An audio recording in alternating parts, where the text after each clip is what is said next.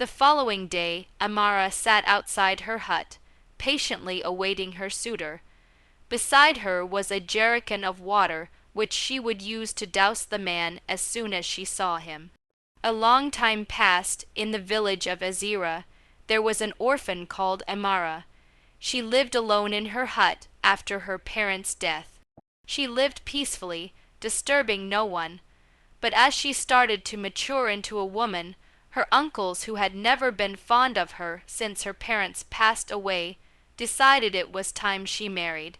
They could not wait to divide the bride price that they were about to receive from her suitor among themselves. So they started hunting for a husband for their niece without even consulting her.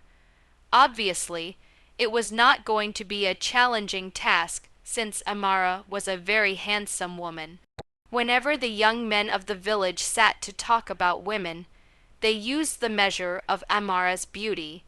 Amara, however, was not aware of all this. Whenever men attempted to get closer to her, she would ignore them, and if they continued, she would make them shame themselves.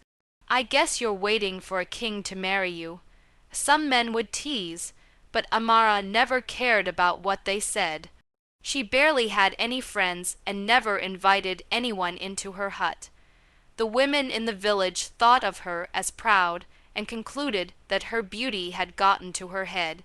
Only Enneka was the person Amara let into her life. Enneka happened to be her market neighbor where she sold foodstuffs. Regardless of how cordial they were, however, their talk never crossed the boundary of the market. Weeks went by, and the uncles of Amara invited her for a meeting. They wished to communicate with her regarding their selection of a husband.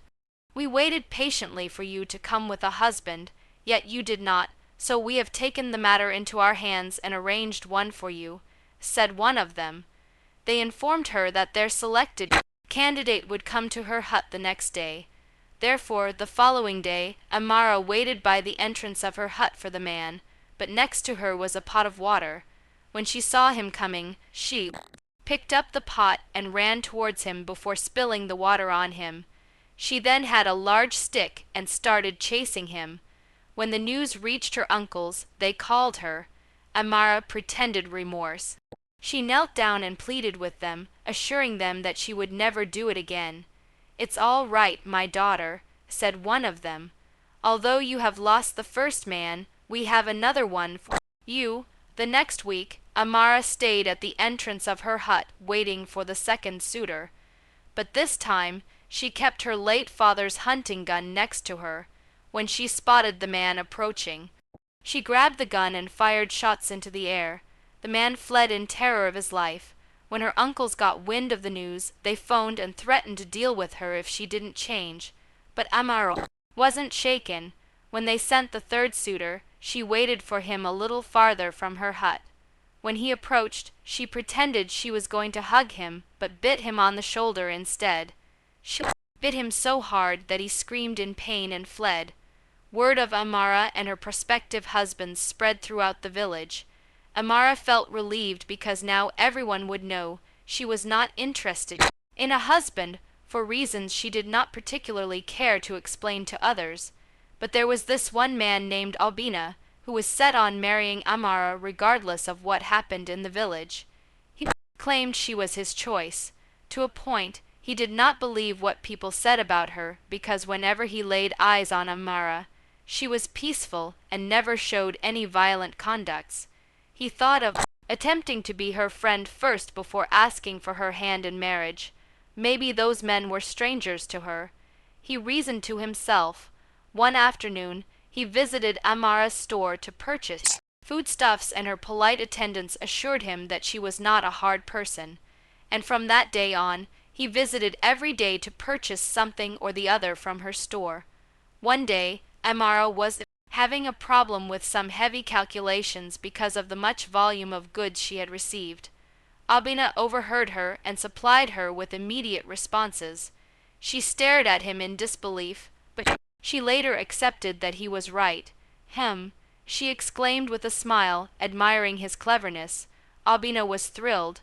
This was the first time they had ever had a personal interaction outside of business. Before long, their talks became warmer. One day, Abina visited to purchase something as usual, but Amara was closed down to leave for home. Out of politeness, she reopened her shop and sold him his desired goods.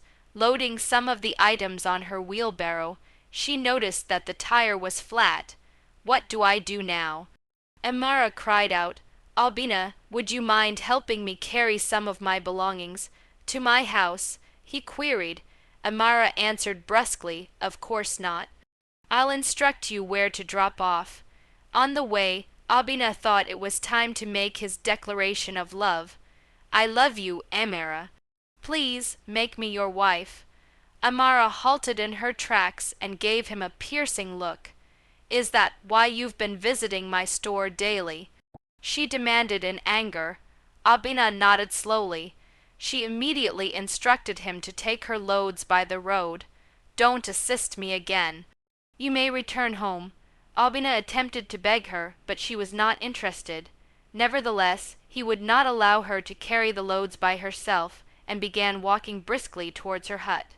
When Amara understood what he was doing, he ran away while she chased after him, yelling, "Don't come near my hut. If you are found there, I will shoot you." But Albina was not going inside her hut. He only wanted to leave the things near enough for her to bring them in. As he turned to go, Amara smiled demurely. She had strong feelings for him, but erased the smile from her lips. "Oh, naturally, I cannot marry him," she muttered to herself as she brought her things inside her hut. The following day, Albina visited her store, but Amara would not serve him. He went to Enneka's store instead. "I want to purchase something from Enneka," he informed Amara. "What would you want from her?" "She sells women beads," Amara replied in puzzlement, but Enneka, having observed that Albina had a crush on Amara, came to his help. "Leave my customer alone. Don't drive him away." Daily, Albina would visit and purchase beads from Enneka, and Amara would look forward to his coming. If he was late, she would be irritated. Enneka teased her a lot about it. 2 months afterward, Enneka informed Amara that there had been a suitor who wanted to marry her, and she would soon be departing from the village. Amara was thrilled for her friend, but unhappy as well she would be alone forever. It struck her that she would spend the rest of her life alone, so she decided to have children with Albina. The following day, she searched for him. "Albina," she replied, "if you still wish to marry me, I'm willing to accept your proposal." Albina grinned and nodded. "Amara, thank you for accepting my proposal." He dashed to his house and returned with all the beads he had been purchasing from Enneka. Those were all for her. Amara flushed at his act, but said, "We won't stay in the same household, and I won't ever sleep overnight at your place either." Albina was baffled. "What a strange arrangement. I will be completely dutiful as your wife, but my terms haven't changed," she replied. Amara shivered as she spoke, afraid he would leave her. Albina probed her for details, but she wouldn't open up. "I can't live like that," he finally told her, "but I promise you, whatever it is, you can tell me and we'll figure it out together." Amara began to cry. She had a condition of the bladder that caused her to bed wet every evening, and she could not envision any man tolerating her. 2 days after, Albina visited her in her hut. He called her a few times, but she did not answer.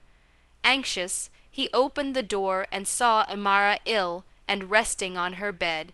"Please go out of my house," Amara whispered weakly, tears streaming down her face.